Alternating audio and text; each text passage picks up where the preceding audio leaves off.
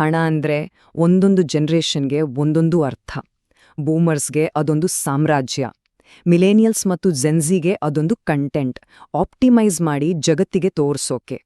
ಆದರೆ ಇವರಿಬ್ಬರ ಮಧ್ಯೆ ತುಂಬನೇ ಸೈಲೆಂಟ್ ಆಗಿ ಒಂದು ಜನರೇಷನ್ ಇದೆ, ಅದೇ ಜೆನೆಕ್ಸ್. ಇವರು ಸಂಪತ್ತನ್ನ ಕೂಡಿಡ್ತಾರೆ, ಆದ್ರೆ ಅದರ ಬಗ್ಗೆ ಮಾತಾಡಲ್ಲ.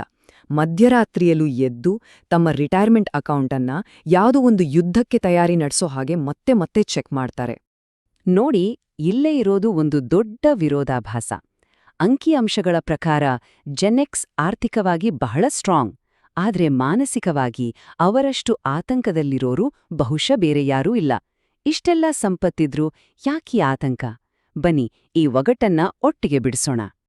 ಈ ಸ್ಲೈಡ್ ನೋಡಿದ್ರೆ ನಮ್ಗೆ ಕ್ಲಿಯರ್ ಆಗಿ ಗೊತ್ತಾಗುತ್ತೆ. ಬೂಮರ್ಸ್ಗೆ ದುಡ್ಡು ಅನ್ನೋದು ಒಂದು ಡೆಸ್ಟಿನೇಷನ್, ತಲುಪಬೇಕಾದ ಗುರಿ. ಮಿಲೆನಿಯಲ್ಸ್ ಮತ್ತು ಜೆನ್ಝಿಗೆ ಅದನ್ನ ಆಪ್ಟಿಮೈಸ್ ಮಾಡಿ ತೋರ್ಸಕ್ಕೆ ಒಂದು ಕಂಟೆಂಟ್. ಆದ್ರೆ ಜೆನ್ಎಕ್ಸ್ಗೆ ಅದು ಜಸ್ಟ್ ಒಂದು ಎಮರ್ಜೆನ್ಸಿ ಫಂಡ್ ಅಷ್ಟೇ. ಸರಿ, ನಮ್ಮ ಮೊದಲನೇ ಭಾಗದಲ್ಲಿ ಜೆನೆಕ್ಸ್ನ ಈ ಮನಿ ಪ್ಯಾರಡಾಕ್ಸ್ ಬಗ್ಗೆನೇ ಮಾತಾಡೋಣ. ಅಂದ್ರೆ ಅವರ ಬ್ಯಾಂಕ್ ಅಕೌಂಟ್ನಲ್ಲಿರೋ ನಂಬರ್ಗೂ ಅವರ ಮನಸ್ಸಿನಲ್ಲಿರೋ ಆತಂಕಕ್ಕೂ ನಡುವೆ ಯಾಕಿಷ್ಟು ದೊಡ್ಡ ಅಂತರ ಇದೆ ಅಂತ ನೋಡೋಣ. ಈ ಸಂಖ್ಯೆಗಳನ್ನ ಒಮ್ಮೆ ನೋಡಿ. ದೇಶದ ಒಟ್ಟು ಸಂಪತ್ತಿನಲ್ಲಿ 31% ಪಾಲು ಜೆನೆಕ್ಸ್ ಕೈಯಲ್ಲಿದೆ. ಇದು ಸಣ್ಣ ವಿಷಯನೇ ಅಲ್ಲ. ಆದ್ರೆ ಅವರಲ್ಲಿ 50%ಕ್ಕಿಂತ ಹೆಚ್ಚು ಜನ ತೀವ್ರ ಆರ್ಥಿಕ ಆತಂಕದಲ್ಲಿ ಇದ್ದೀವಿ ಅಂತ ಹೇಳ್ತಾರೆ. ಅಂದ್ರೆ ಕೋಟಿ ಸಂಪತ್ತಿದ್ರೂ ನಾಳೆ ಏನಾಗುತ್ತೋ ಅನ್ನೋ ಭಯ ಅವರನ್ನ ಬಿಡದೆ ಕಾಡುತ್ತೆ.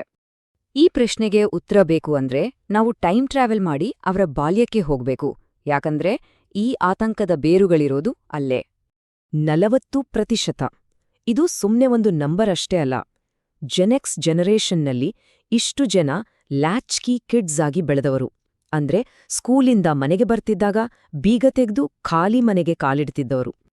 ಒಬ್ರ ಸೇಫ್ಟಿಯನ್ನ ಅವರೇ ನೋಡ್ಕೋಬೇಕು ಅನ್ನೋ ಪರಿಸ್ಥಿತಿ ಬಂದಾಗ ಸ್ವತಂತ್ರ ಅನ್ನೋದು ಒಂದು ಚಾಯ್ಸ್ ಆಗಿ ಉಳಿಯಲ್ಲ, ಅದು ಅವರ ನರ್ವಸ್ ಸಿಸ್ಟಮ್ನ ಒಂದು ಭಾಗನೇ ಆಗ್ಬಿಡುತ್ತೆ.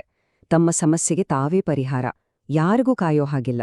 ಈ ಪಾಠ ಚಿಕ್ಕ ವಯಸ್ಸಲ್ಲೇ ಕರಗತವಾಗಿರುತ್ತೆ. ನಿನ್ನನ್ನು ಕಾಪಾಡೋಕೆ ಯಾರೂ ಬರೋದಿಲ್ಲ. ಈ ಒಂದು ಮಾತು ಅವರ ಮನಸ್ಸಲ್ಲಿ ಅಚ್ಚೊತ್ತಿದ ಮಂತ್ರದ ತರಹ.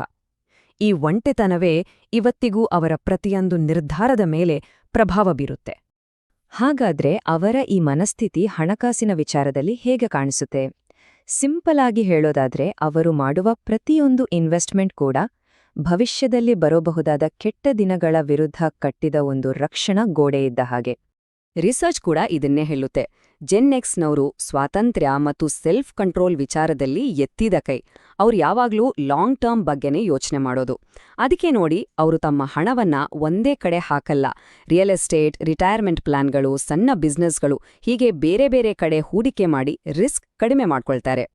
ಸೈಕಾಲಜಿಯಲ್ಲಿ ಇದಕ್ಕೊಂದು ಹೆಸರಿದೆ, ಡಿಫೆನ್ಸಿವ್ ಪೆಸಿಮಿಸಮ್, ಅಂದ್ರೆ ರಕ್ಷಣಾತ್ಮಕ ನಿರಾಶಾವಾದ.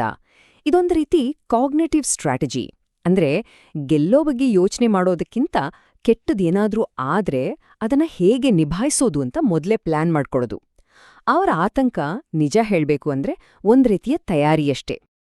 ಅವರ ಈ ನಿರಾಶಾವಾದಕ್ಕೆ ಬಲವಾದ ಕಾರಣನೂ ಇದೆ.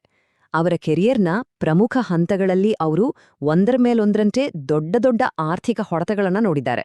2000 .com ಬಸ್ಟ್, 2008ರ ಗ್ಲೋಬಲ್ ಫೈನಾನ್ಷಿಯಲ್ ಕ್ರೈಸಿಸ್.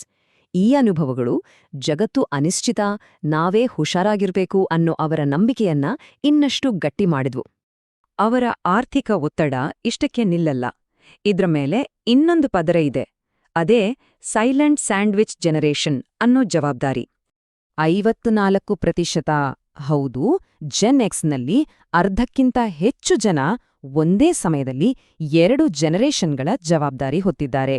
ಒಂದು ಕಡೆ ವಯಸ್ಸಾದ ತಂದೆ ತಾಯಿಯರನ್ನ ನೋಡ್ಕೋಬೇಕು, ಇನ್ನೊಂದು ಕಡೆ ತಮ್ಮ ಮಕ್ಕಳ ಭವಿಷ್ಯವನ್ನ ರೂಪಿಸಬೇಕು. ಈ ಡಬಲ್ ಜವಾಬ್ದಾರಿಯ ನೇರ ಪರಿಣಾಮ ಏನ್ ಗೊತ್ತಾ? ಬೇರೆಲ್ಲಾ ಜನರೇಷನ್ಗಳಿಗಿಂತ ಜೆನೆಕ್ಸ್ನವರಲ್ಲೇ ಅತಿ ಹೆಚ್ಚು ಕ್ರೆಡಿಟ್ ಕಾರ್ಡ್ ಸಾಲ ಇರೋದು. ಯಾಕಂದ್ರೆ ಈ ಕುಟುಂಬದ ಖರ್ಚುಗಳನ್ನ ಅವರು ಯಾರಿಗೂ ಹೇಳ್ಕೊಳ್ಳದೆ ಸದ್ದಿಲ್ದೆ ತಮ್ಮ ಹೆಗಲ ಮೇಲೆ ಹೊತ್ತಿರ್ತಾರೆ. ಹಾಗಾದ್ರೆ ಅವ್ರು ಯಾಕಿದರ ಬಗ್ಗೆ ಮಾತಾಡಲ್ಲ? ಯಾಕಂದ್ರೆ ಸಹಾಯ ಕೇಳೋದು ಅಂದ್ರೆ ಇಷ್ಟು ವರ್ಷ ಕಷ್ಟಪಟ್ಟು ತಾವೇ ಕಟ್ಟಿದ ತಮ್ಮ ಸೇಫ್ಟಿ ನೆಟ್ ಫೇಲ್ ಆಯ್ತು ಅಂತ ಒಪ್ಕೊಂಡ ಹಾಗೆ. ಅದು ಮತ್ತೆ ಚಿಕ್ಕ ವಯಸ್ಸಲ್ಲಿ ಖಾಲಿ ಮನೆಯಲ್ಲಿ ಒಂಟಿಯಾಗಿ ನಿಂತಾಗೆ ಅವ್ರಿಗೆ ಫೀಲ್ ಆಗತ್ತೆ. ಸರಿ, ಈಗ ಈ ಕಥೆಯ ಒಂದು ಅಂತಿಮ ತಿರುವಿಗೆ ಬರೋಣ. ಅವರ ಈ ಆತಂಕವನ್ನ ಒಂದು ವೀಕ್ನೆಸ್ ಆಗಿ ನೋಡೋ ಬದಲು ಅದನ್ನೇ ಒಂದು ಸೂಪರ್ ಪವರ್ ಅಂತ ನೋಡಕ್ ಸಾಧ್ಯನಾ? ಫಿನ್ರಾ ಡೇಟಾ ಮತ್ತೊಂದು ಶಾಕಿಂಗ್ ಸತ್ಯವನ್ನ ಹೇಳುತ್ತೆ. ಜೆನ್ಎಕ್ಸ್ನವರಲ್ಲಿ ಆರ್ಥಿಕ ಆತಂಕ ಹೆಚ್ಚಾಗಿದ್ರೂ ಅವರ ಹಣಕಾಸಿನ ಹ್ಯಾಬಿಟ್ಸ್ ಯುವ ಪೀಳಿಗೆಗಳಿಗಿಂತ ಹೆಚ್ಚು ಹೆಲ್ದಿಯಾಗಿದೆ. ಅವರು ರೆಗ್ಯುಲರ್ ಆಗಿ ಸೇವ್ ಮಾಡ್ತಾರೆ, ಬಜೆಟ್ ಫಾಲೋ ಮಾಡ್ತಾರೆ. ಅಂದ್ರೆ ಅವರ ಆತಂಕವೇ ಅವರನ್ನ ಹೆಚ್ಚು ಜಾಗರೂಕರನ್ನಾಗಿ ಮಾಡಿದೆ, ಅಲ್ವಾ? ಹಾಗಾಗಿ ಇದನ್ನ ನಿರಾಶಾವಾದ ಅಂತ ಕರೆಯೋದು ಸರಿಯಲ್ಲ. ಇದು ಪ್ಯಾಟರ್ನ್ ರೆಕಗ್ನಿಷನ್. ಅಂದ್ರೆ ತಮ್ಮ ಜೀವನದ ಅನುಭವಗಳಿಂದ ಅವರು ಪಾಠ ಕಲ್ತಿದ್ದಾರೆ ಅಷ್ಟೇ. ಅವರ ಚಿಂತೆ ನೆಗೆಟಿವಿಟಿಯಿಂದ ಬಂದಿದ್ದಲ್ಲ, ರಿಯಾಲಿಟಿಯಿಂದ ಬಂದಿದ್ದು. ಕೊನೆಯದಾಗಿ ಒಂದು ಮಾತು. ಅವರು ಕಟ್ಟಿರುವ ಸಂಪತ್ತು ಮತ್ತು ಅವರ ಅನುಭವಿಸುತ್ತಿರುವ ಆತಂಕದ ನಡುವಿನ ಗ್ಯಾಪ್ ಇದೆಯಲ್ಲ, ಅದು ಅವರ ದೌರ್ಬಲ್ಯ ಅಲ್ಲ. ಅದು ಜೀವನದಲ್ಲಿ ಯಾವುದನ್ನೂ ಸುಲಭವಾಗಿ ಪಡೆದೆ ಎಲ್ಲವನ್ನೂ ತಾವೇ ಕಷ್ಟಪಟ್ಟು ಕಂಡುಕೊಂಡ ಒಂದು ಇಡೀ ತಲೆಮಾರಿನ ಗಾಯದ ಕಲೆ. ಮತ್ತು ಬಹುಶಃ ಅದೇ ಅವರ ನಿಜವಾದ ಆರ್ಥಿಕ ಶಕ್ತಿಯೂ ಆಗಿರಬಹುದು.